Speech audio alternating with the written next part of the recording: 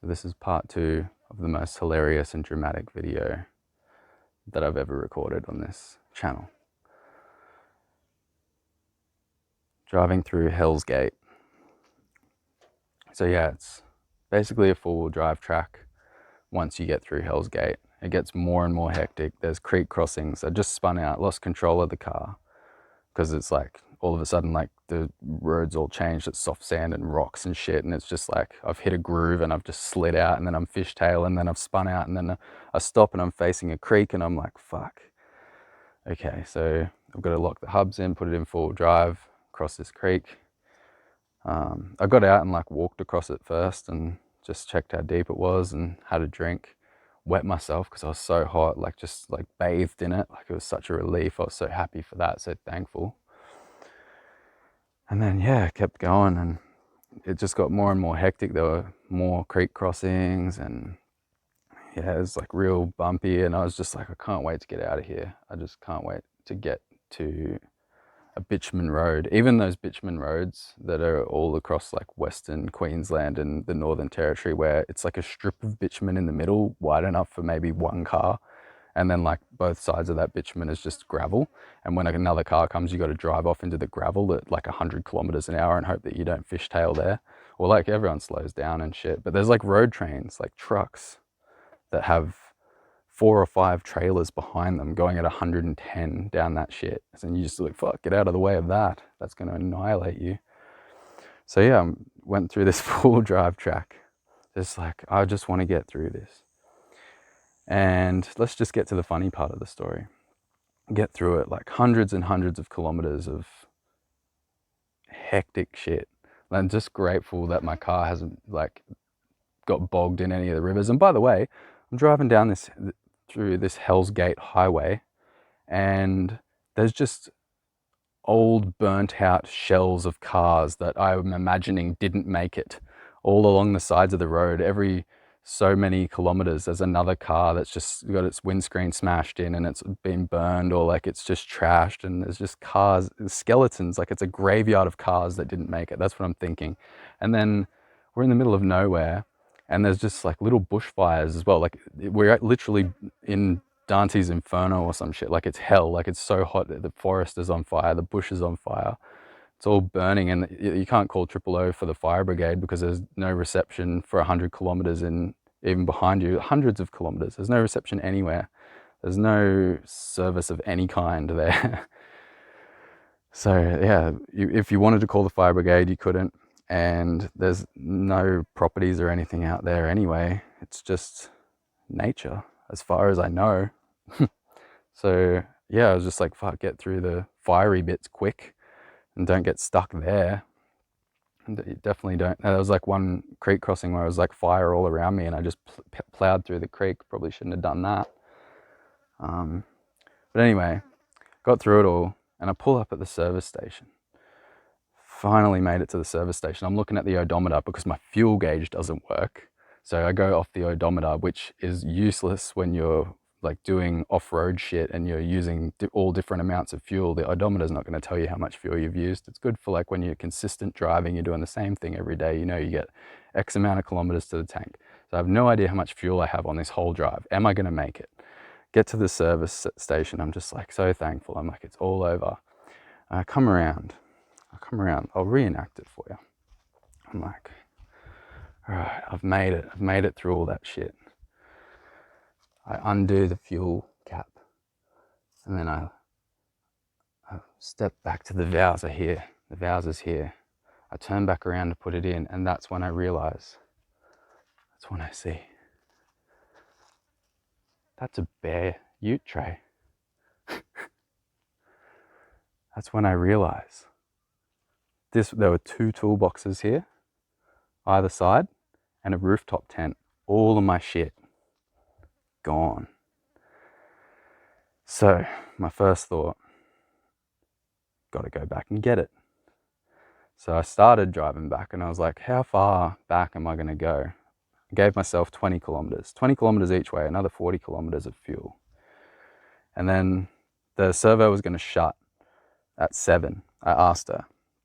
So I couldn't afford any more fuel than that. I had to, if I didn't see it by then, I had to turn around and make it to the next service station that was going to be open.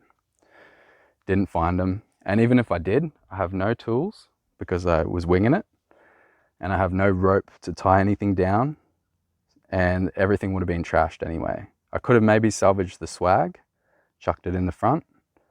There was a massage table in there as well for HK. But yeah, fuck. I was just like, Spirit's trying to show me something. Be careful what you wish for being one of the big things, but so many things, so many lessons. I'm not going to try to articulate all of that. I'm just going to have that for me, and I'm going to let you guys have the hilarious story. So that's not all. We're not done yet.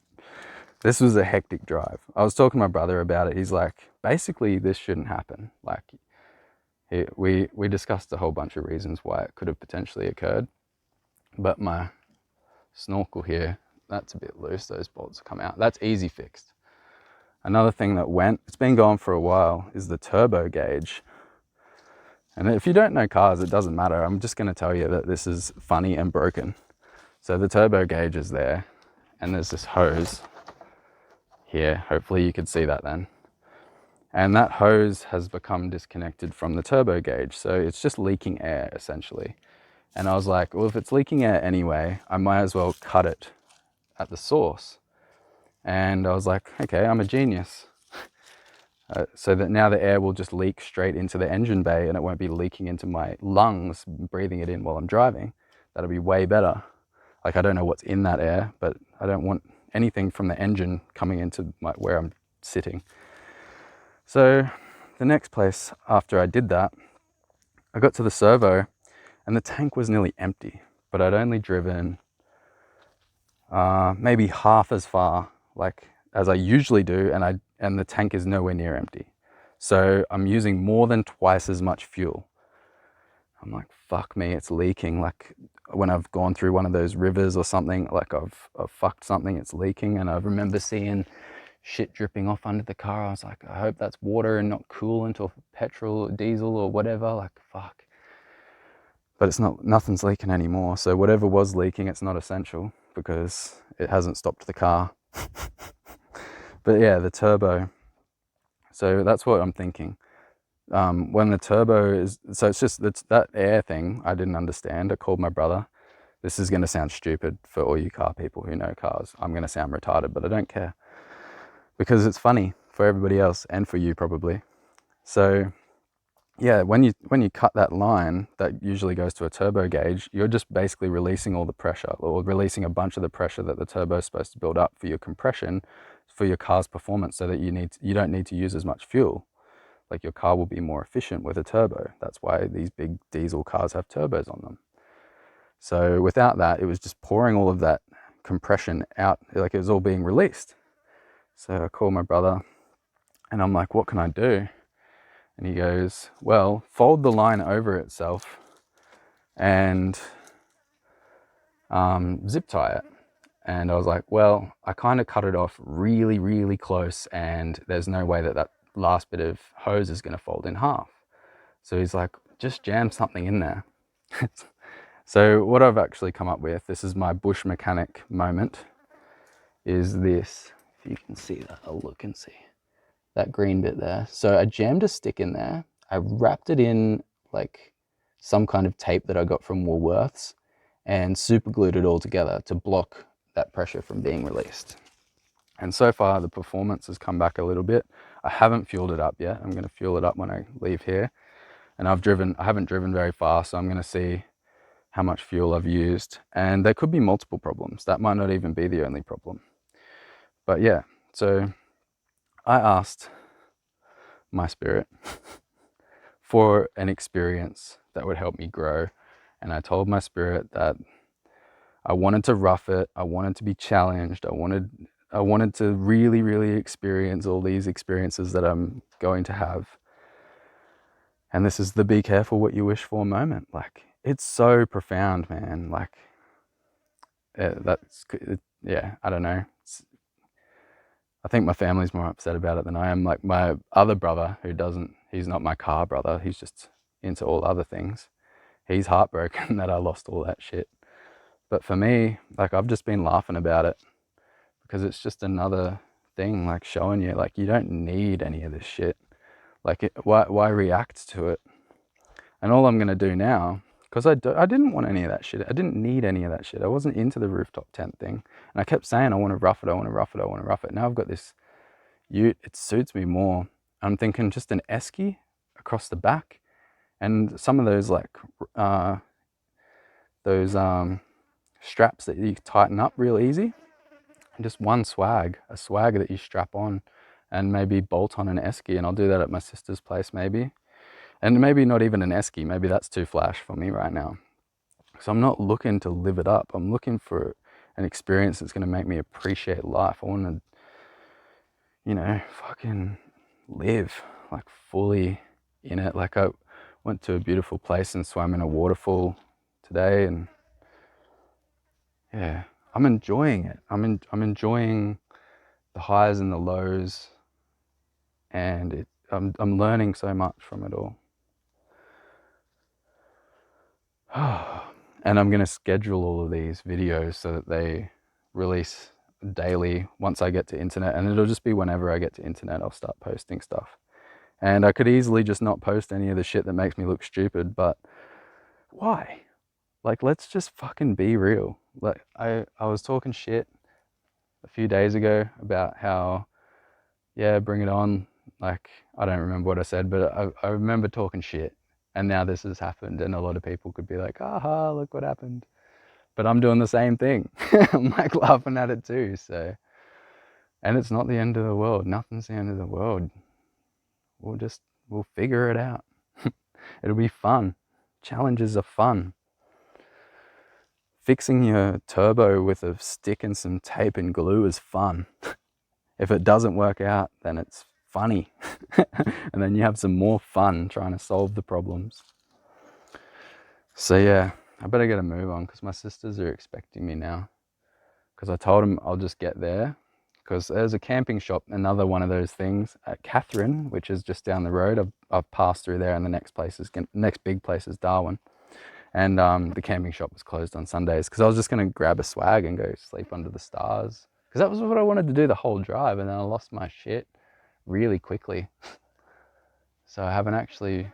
I ended up staying at a place last night. Like, just pulled up at the next town, and there was a place called Heartbreak Hotel, which has even got some significant funnies in it as well. Like, I'm keeping my whole romantic life totally separate from YouTube now, like any stuff there.